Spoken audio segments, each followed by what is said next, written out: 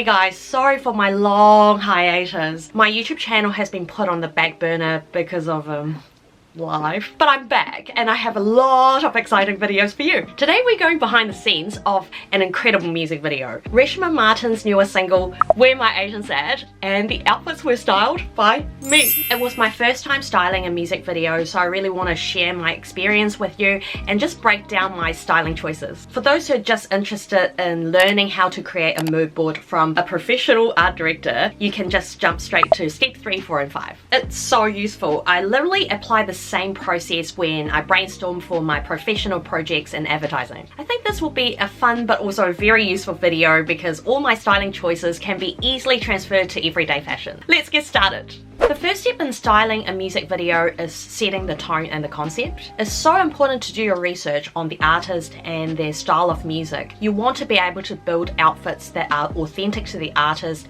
that feel natural to them, so they don't look like costumes. Reshma is an amazing and mega talented Malaysian Kiwi singer-songwriter. Her music is pop/alt pop with influences from hip-hop and R&B. Love her work, you guys have to check her out. The song is incredible. It calls out the lack of Kiwi Asian representation in the New Zealand music industry, but it's done in such a catchy and non-preachy way. It's upbeat, high energy, empowering. It's such a bop. I had to do the song justice and style the outfits to reflect the dynamism and the vibrancy. Step 2. Collaborating with the director. I had the pleasure of working with the incredibly talented Jolin Lee, and my job as a stylist is to make sure her vision is translated into the outfit selection. Before the shoot, Jolin sent me her director's treatment. It's a document that outlines her artistic vision and the creative approach for this project. From there, I know the video is set in a food court and it's got a lo-fi, gritty vibe, and it acts as a portal into Asian culture. I was also sent the animatic, which is a rough cut of the storyboard drawings and some simple animations to show the timing and the overall flow of the music video. There's going to be a lot of dynamic lighting, visual effects and fast-paced editing. I'm not only styling Reshma, I'm also styling 4 backup dancers. I think it's most important to make Reshma stand out from the group, but also make the group look cohesive, but not too matchy because it's not cool. Jolin is so awesome. She even gave me a wardrobe lookbook as a springboard to my styling. From there, I can see that she wanted a Gen Z aesthetic with Y2K/90s street style vibes. Step 3. Collating inspiration. I wanted the looks in the video to have an overarching vibe of confidence and boldness. I see the outfits incorporating elements of streetwear without losing the sense of femininity. I wanted to find inspiration from artists that align with Reshma's vibe, not too cutesy and overly polished. So I was looking to K-pop artists with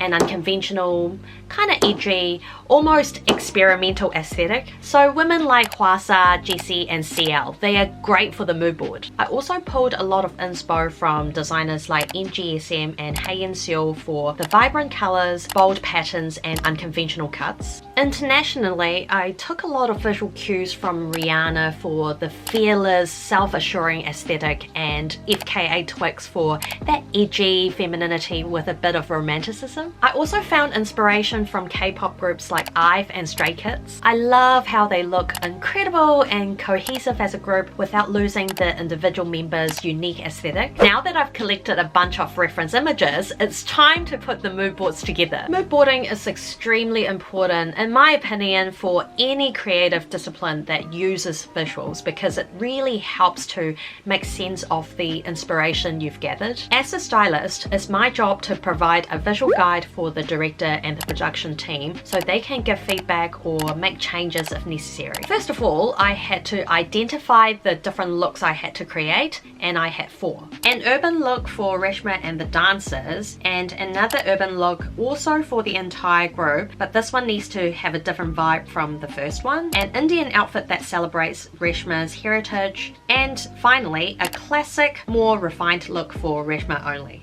What I usually like to do next is to write a short creative description about each look to help me articulate and solidify my vision. For example, for look 1, I wanted to channel Jessie's commanding vibes by dressing Reshma in a dramatic jacket, but gen-setifying it to match Reshma's age and demeanor. I wanted to make her stand out amongst the dancers, so I see her in white while the dancers are dressed in shades of grey and black. I also wanted to play with layering, textures, and accessorizing to make sure these outfits are extravagant and eye-catching. Once I finished writing the 4 descriptions for the 4 looks, I separated all the reference images into 4 different buckets. Once you repeat this creative write-up image bucketing process, the mood boards start taking shape. You can easily see the cohesiveness of each look, from the aesthetics to the color schemes. I also like to create a little color palette on the side by sampling key colors from the reference images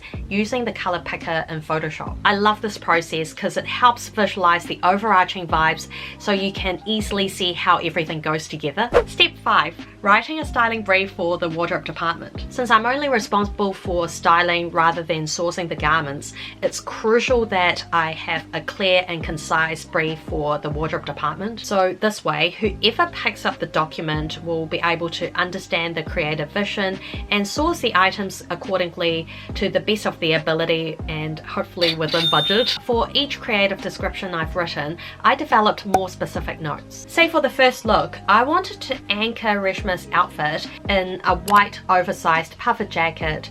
Under the jacket, she can wear a fitted athletic garment so it looks good layered, and it's a great nod to street fashion. For accessories, I thought it'd be great to work in some South Asian influences by stacking colorful statement necklaces and bracelets to add drama and a pop of color to her white outfit. And with the footwear, I completed the look with knee-high socks and a pair of colorful chunky sneakers. I also specified how I see each dancer's look come together and listed out the items I proposed for each outfit. After repeating this process for the other 3 looks, I have a super comprehensive style guide that feels right. I presented it to the director and she had very minimal feedback, which felt great because it means I understood the brief. After all the preparation and creative development, it's time to get on set. We arrived at the food court after it was closed to the public. We knew it would be a late night shoot, but the energy was high. Reshma had a fitting session prior to the shoot. Because of timeline and budget restraints, not everything on the mood board can be realized. It wasn't a massive shoot, but I'm so glad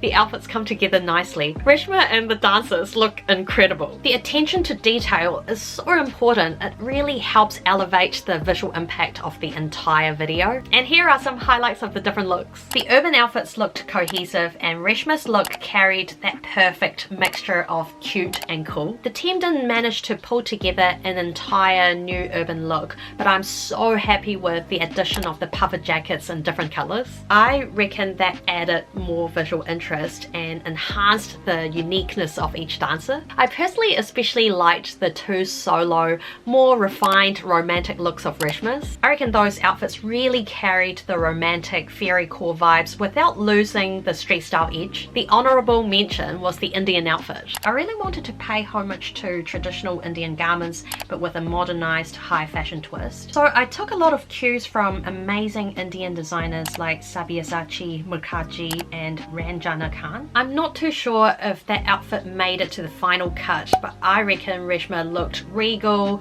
confident and extravagant. She really channeled Rihanna's energy when she wore that yellow guape dress at Met Gala 2015. Seeing the director, the cinematographer and the lighting crew work together to make sure each frame looked stunning was an incredible experience. The dynamic lighting effects and tracking shots really elevated the music video, and I can just see how the outfits interacted with the set. I honestly don't know how Reshma and the dancers can just get into character on repeat. It was so late at night, but they kept surfing looks, kept having power in their dance moves, and just kept nailing the routine. The crew was incredible, and the song seriously made me, a pretty awkward person, want to get up and dance. I won't play the full video here because everyone should go to Reshma's official channel and watch it there.